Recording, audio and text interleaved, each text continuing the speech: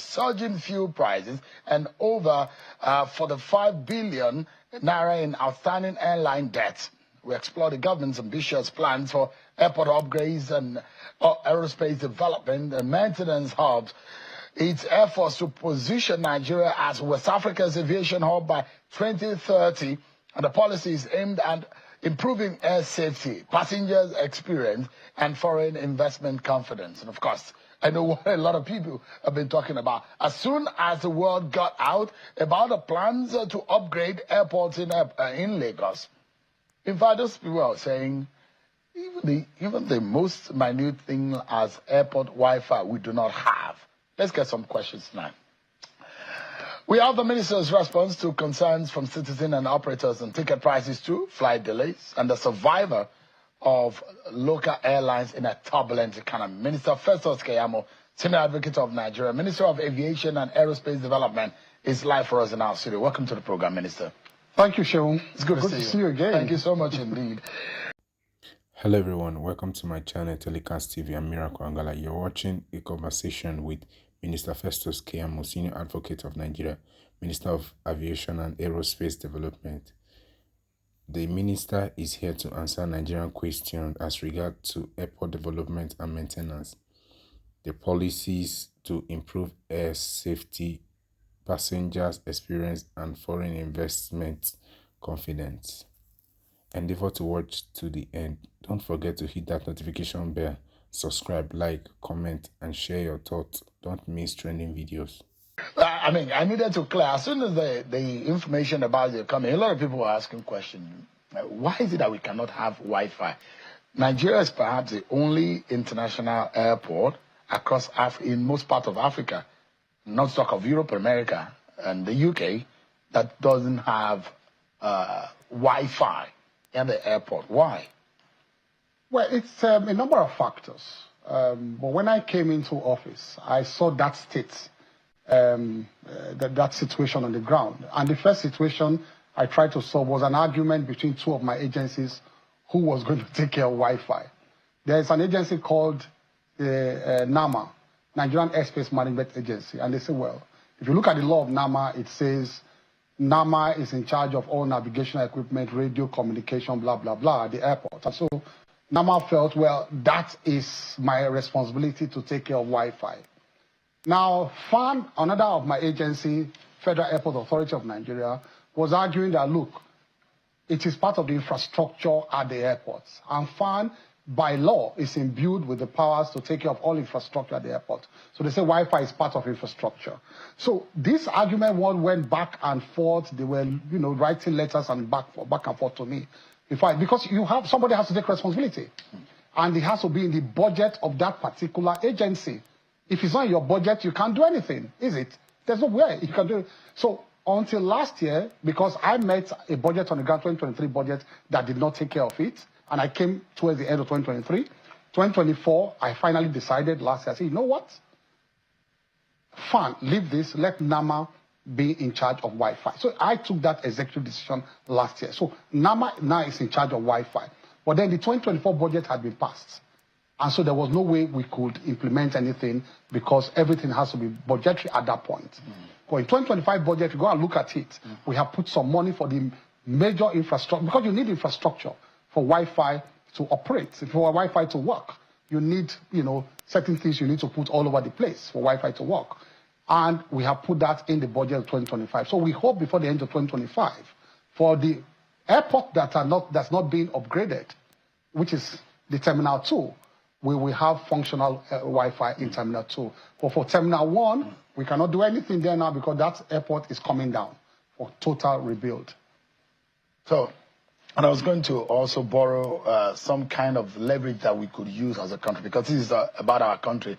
People come into our country and immediately they want to communicate. They don't have the lines to be, the telecommunication SIM cards to operate immediately. But when you are in the airport and you have Wi-Fi, you can easily communicate. I was going to say, is it possible for your ministry to reach out to the MTNs the Airtels of this world, the Globacom of this world, the Etisalat of this world. And I know Globacom embodies, Globacom makes, is like a Nigerian own, I mean, Mr. Adenuga and the rest of them, and even MTN, they want to represent and be a truly Nigerian company. We could partner with them. Your ministry could partner with them, and there could be a joint agreement between all of the telecoms to provide free Wi-Fi for the Nigerian people. Don't you think that's a way to go? So some have reached out to us, not only them, private sector participation, PPP, and we are working out the details now. We have done some kind of tests. Before, there was this government provision through what they call these government Wi-Fi people.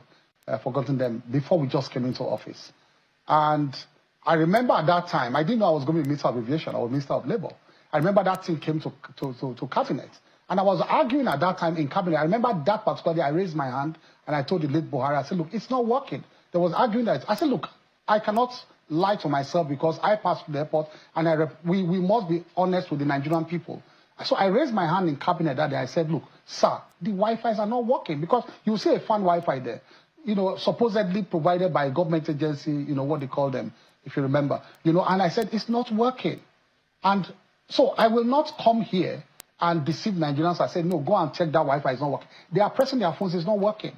That's why we need to provide pure fiber or high-speed network for them to, because that's how we see all over the world, not the type that is epileptic. There's one particular one now, provided by government. You see fan 1, fan 2, but it's not working.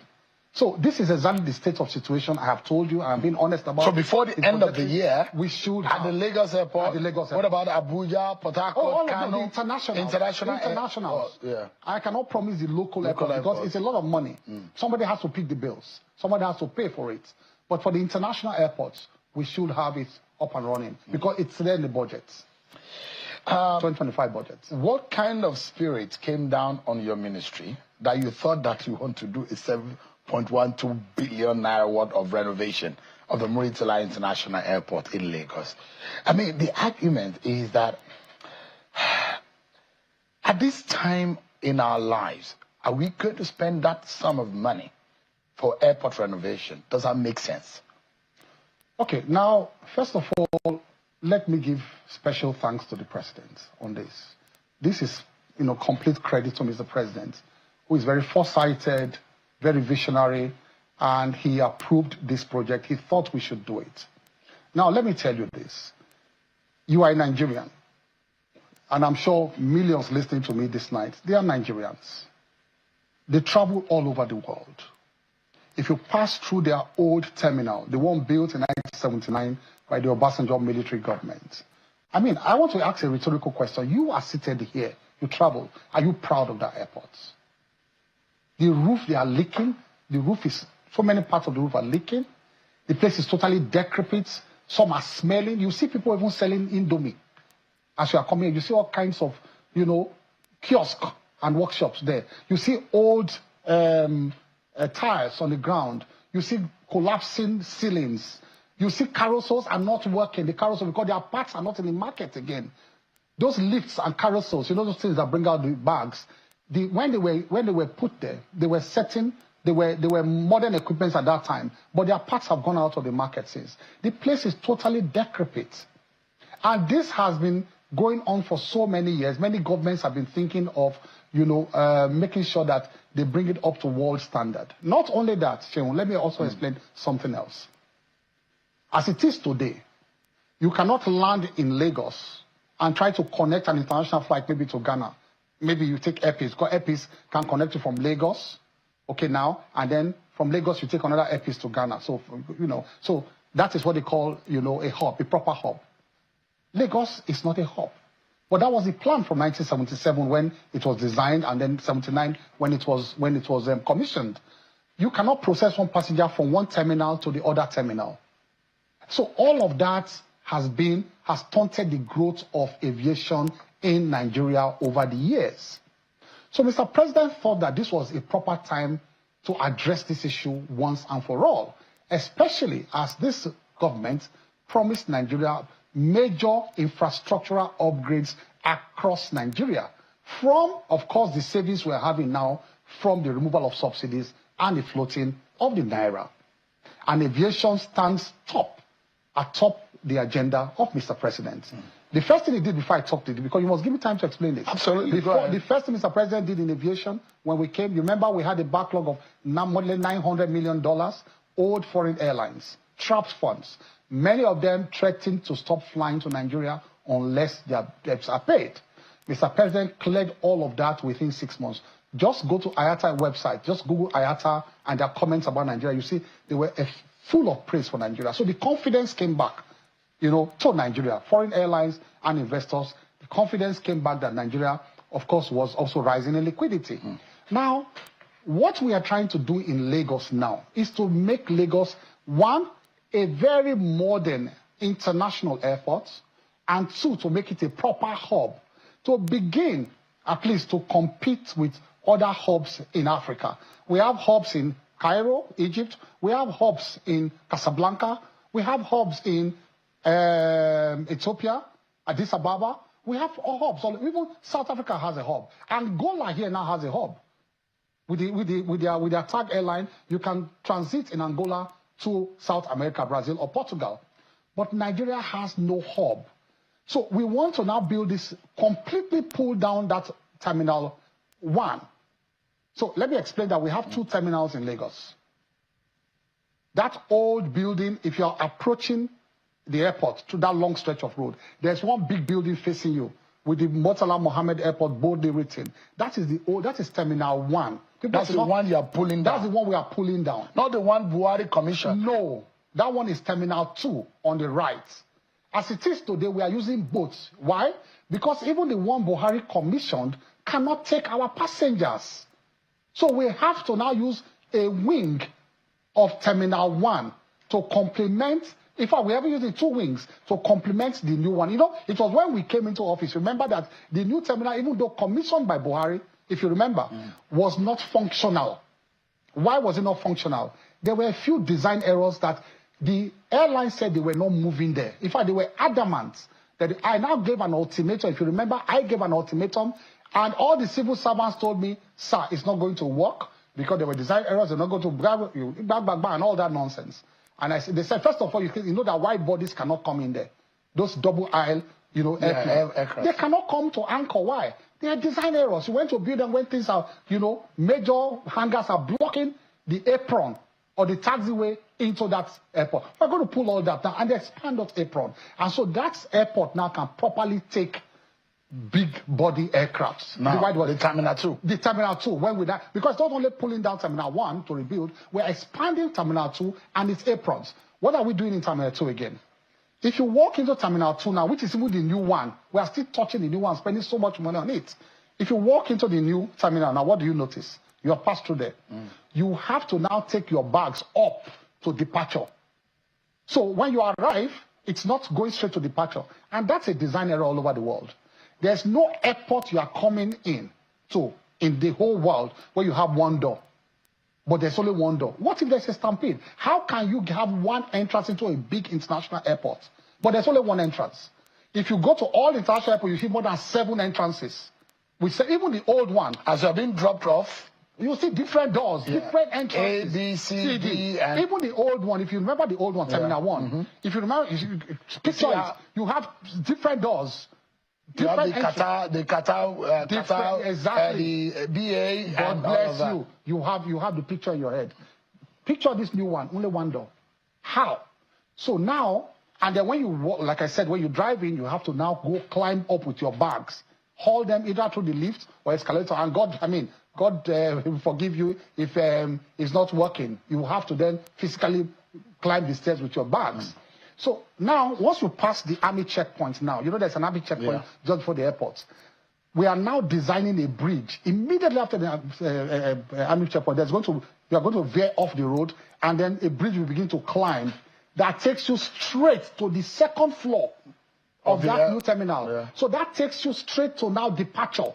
We are putting a bridge there. It takes you to departure. Do you understand me? And so you come down there. There'll be a drop-off. A drop-off. And but now you usually drop off.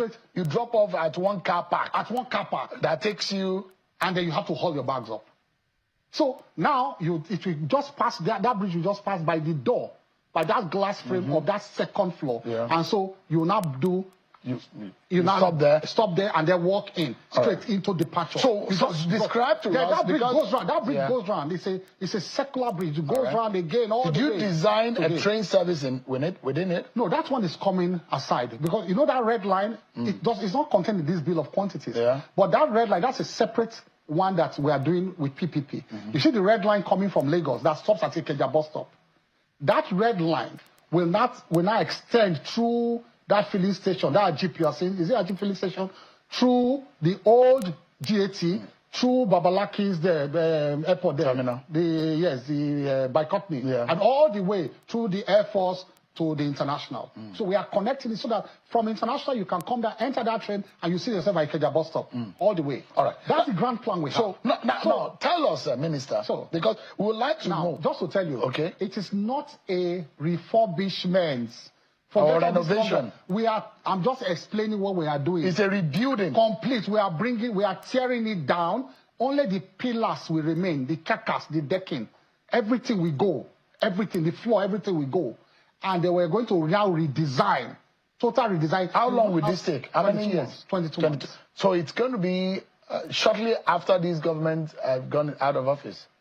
22 months. Complete 22 months. Okay, no, that's 22 months will just be just about when the president. So this president is likely to commission it. Is that the plan? Most likely to commission it before our second term begins. So what do you think will be special in this new Terminal 1 when it's completed? Now, what is special is this. We are now making it a smart airport. Okay. So when they see this kind of money, I told people this morning, when I brought out a statement, I said, just simply, you don't need to do big research. Just pick your phone as you are then at home. Just Google the cost of the new airport, and not even building a new airport, remodeling and refurbishment. Oliver Tambo in South Africa is $1.2 million. Kotoka International Airport is $274 million in expansion. Yes, depending on the scope. Now they are not rebuilding; they're just expanding, adding one more wing to it. Oliver Tambo is $1.2 million. Angola Airport is $3.5 million. 3.5 billion. Sorry, I'm talking about billion. Oliver Tambo, $1.2 billion. Angola, $3.5 billion. Cambodia, about $1.5 billion. JFK, it's about $9-something billion. They are doing expansion way up past through New York. JFK, $9-something billion. So this is, and people in dollars, think that what is our own in dollars? It's less than 500 million. It's less than $500 million. So that's what I'm asking. What is special in this one? What makes so you say it's going to be a smart airport? It's much far cheaper to tell you all of these things I explained now, and we are getting less than $500 million. It's a steal. This is just a steal because our Bureau for Public Procurement. Don't forget that it's not the ministry. It's not me. So people don't think that no. It's not me that sat down to do this. We have an agency of government. People know how government works. It's the Bureau for Public Procurement.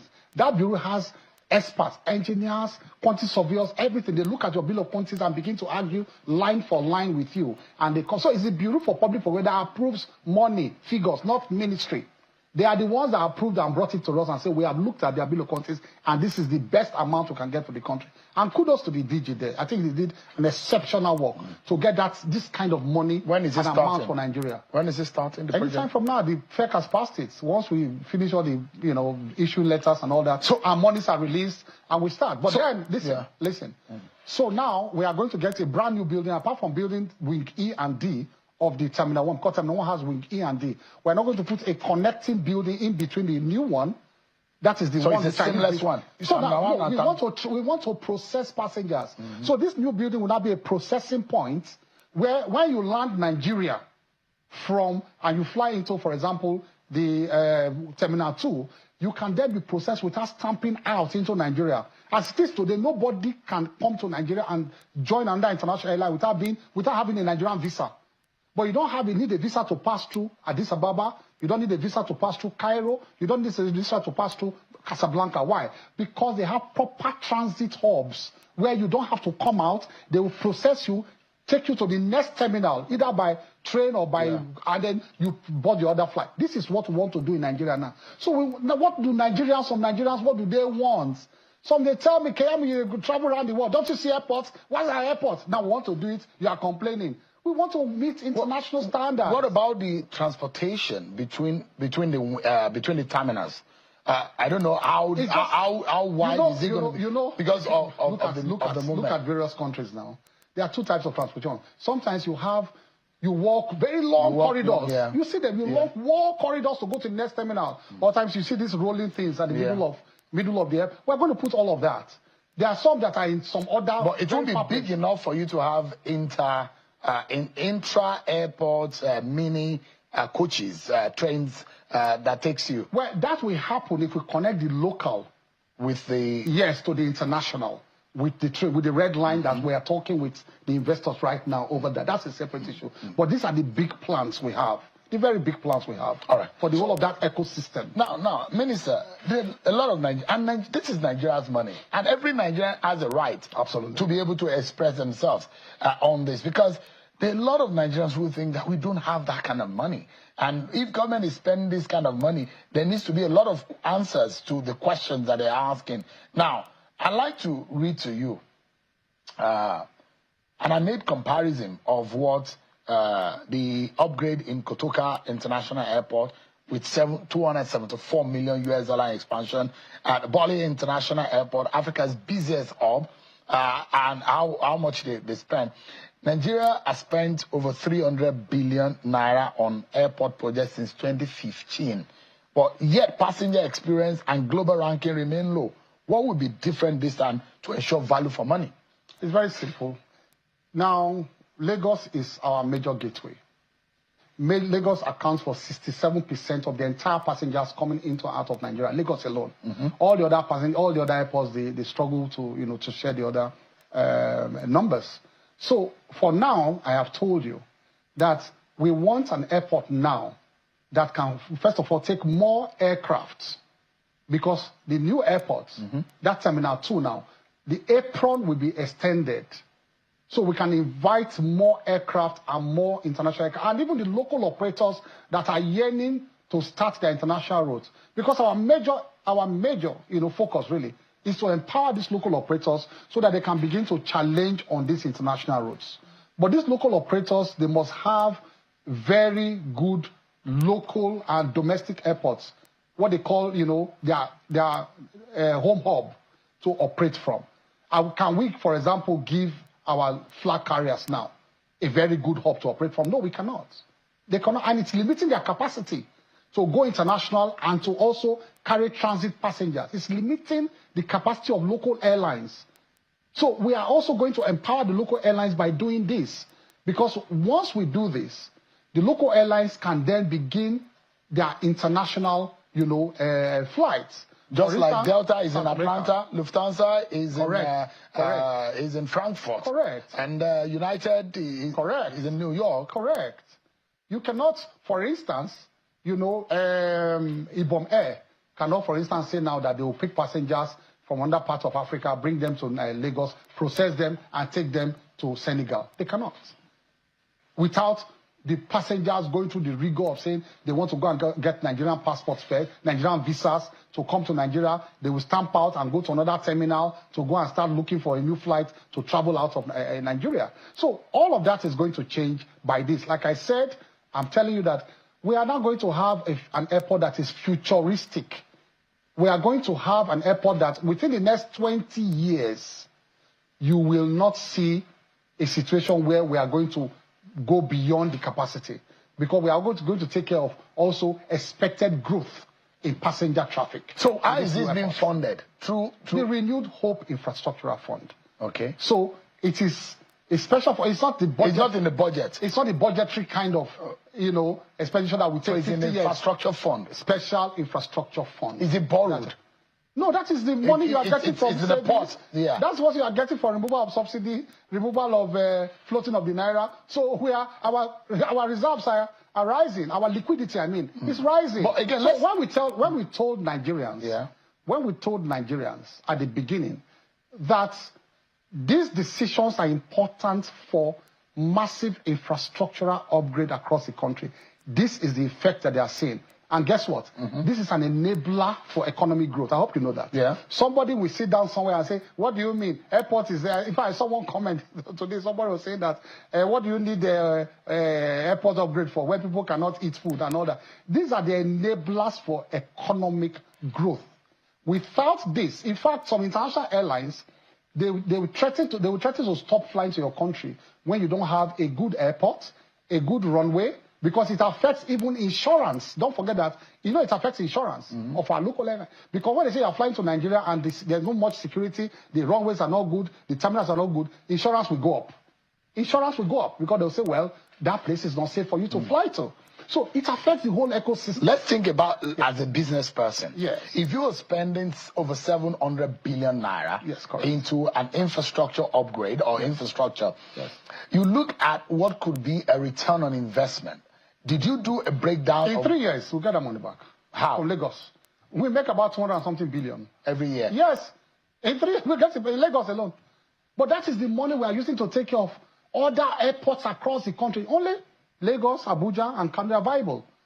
All of these monies we're now using it to take care of all the other run diesel, pay staff, and all that. They are running at a loss. I hope that this is going to be on renewable or alternative energy. We have it in the BOQ. Yeah. We have a field, what they call what's it called? The no.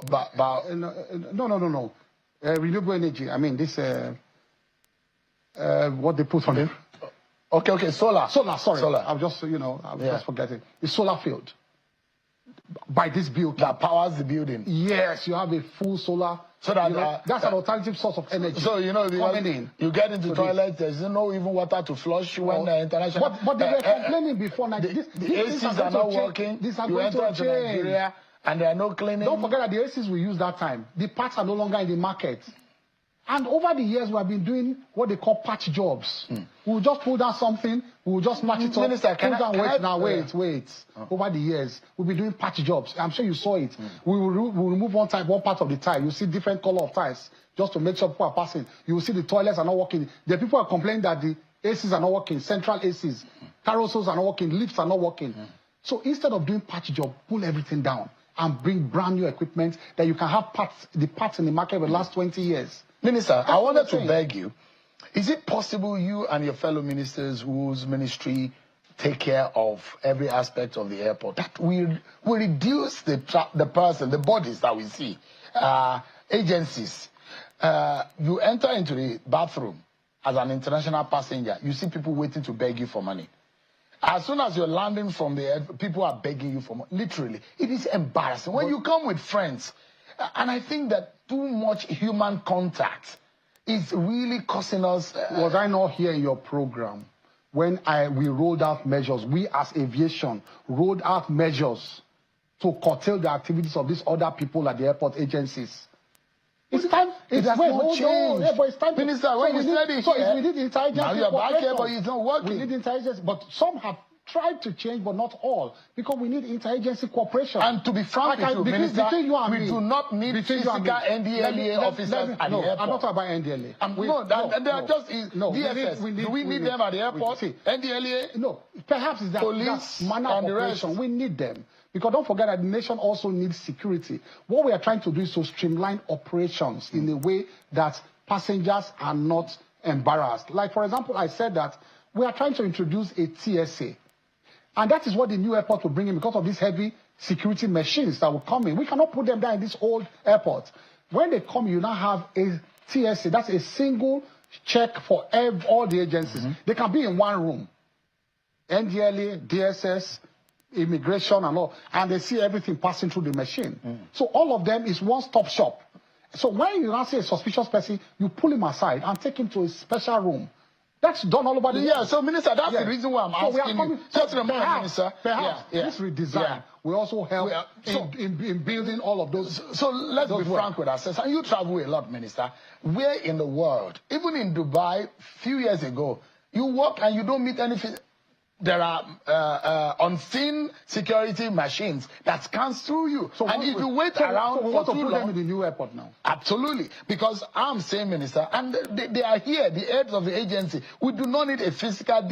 You give your passport to more than 5 people. You give it to the DSS officer, immigration, custom, NDLA. What did I say? I said we want to build a smart airport. Minister, can you correct this one that is smart going on airport, right now? smart No, airport. we are talking about the one I'm that talking will of the come gadgets. in 22 months. We What about this we one? are trying to streamline That you'll be now. giving your passport one after the other. Let's correct the ones that are on ground. We need an interagency cooperation. It's not aviation. People should not call Kayamo's name. But that's your house. No, we You just are the owner of the airport. I don't have authority. Immigration I don't have authority over this other is agency. an ally. We need the National Security Advisor, who, to his credit, has been trying to rally us. But tell your colleagues together. that is embarrassing to Nigeria. Between you and me, let me tell you something now. Yes. The last time I spoke on this program, I got angry calls in SD from some agency heads. I'll say it to them on TV. Kayamo, why are you expecting tell them Nigerians are angry. I told them so. Nigerians are angry. Why you do We're that? embarrassed. I got calls from agency heads. Minister, They say, why are you doing this to us? Let me ask you. Have you seen what Uriwa says about your plan? That's Human Rights Writers Association of Nigeria.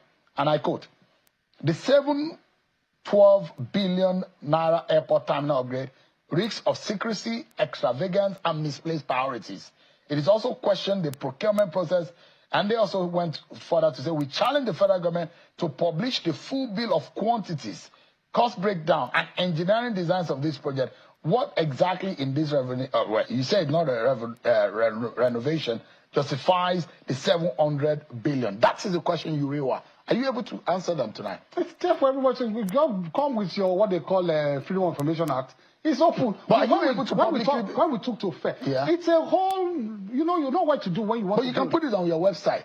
50 pages. No, it's possible. Pages. You can put it on your website. Or when they come, when they come, any inclusive Nigeria, when we settle down and want to start work, we'll make it open. It's not me. It is the Bureau for Public Procurement that went through all of these. Minister, we need to go on a break. But when we come back, Mr. Festus Kayamo will be talking to us about what has become a major fear for the APC.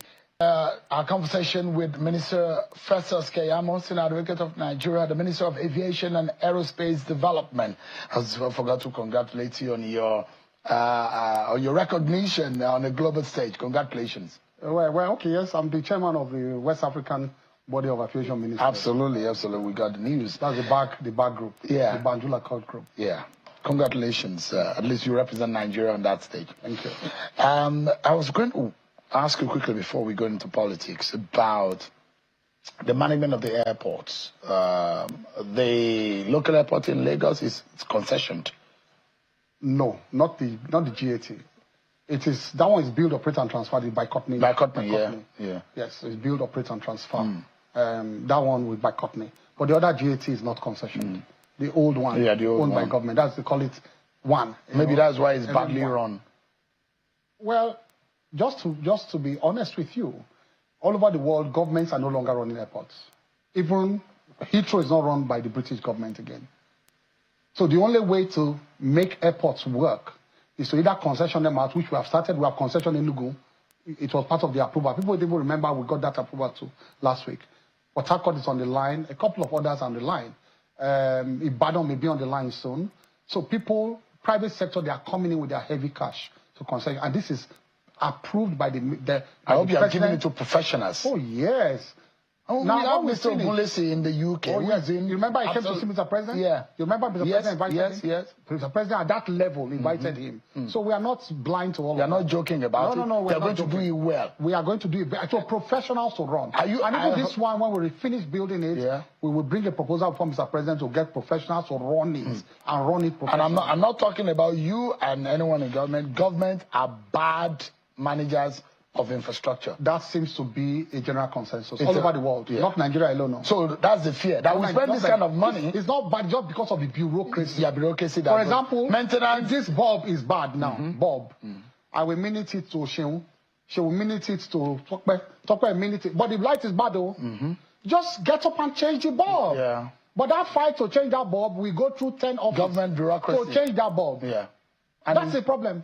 It's a disaster if you leave, if you spend that kind of money. Yes. So the hopes and ambition of Nigeria Air is gone for now. Well, at least under this Tinubu government. No, under that model. Under that particular model. Okay. If we see very good models across the world that benefits Nigeria and for Nigerians, we'll be open to talk.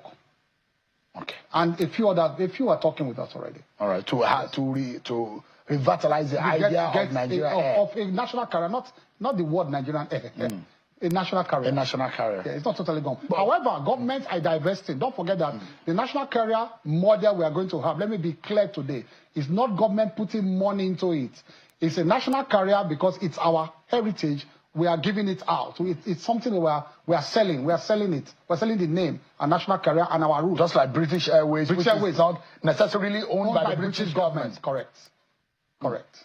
And you have Delta representing America, absolutely, and not necessarily owned by the government. They are flag carriers. Flag carriers of the American government. I mean, don't we have current, like the airpiece of this world? They are very good flag carriers. That is why I personally intervened in the Heathrow. You have not congratulated me. That's what. After Mr. Oyema and yourself, congratulations on. I mean, Nigeria. Just after those troubles in Gatwick, watch the fares drop in November and December. Watch fares drop because that's a major hub where we are taking them to. We are taking them to Heathrow. Heathrow, they can properly. So the competition is going to be there. Exactly. People can then buy airpiece. Airpiece can now properly interline too and share code with big airlines around the world, because you can only share code if you guys meet at a particular point in the world. Then you can then pass your passengers over to the other airlines. Because we have some very critical issues also to address. The situation with Lufthansa, I'm very sure you understand what happened, where they went to the airport, dropped some passengers, left We gave a no-term. No-term means that, look, we were closing a part of the runway. We gave them, so it was their fault. They should have known. It was Lufthansa's fault. Yes, they should give them notice. All other airlines... Are they held responsible for that? It was not only them now. That we gave that it's affected. It affected everybody. No time means, look, when you have a small problem, it happens in America everywhere. So nobody should be shouting Nigeria. When you have a problem on your part of your runway, you give a no time, you just close it down. Say, look, for 3 or 10 hours or 1 day, we'll be working on this portion of the runway. So please don't come to this point. So if they knew that the runway was short at that point, they should have known in advance to give, not that last emergency thing of dropping passengers and bags. We gave a clear notice to all of them, and I have that notice that FAN gave.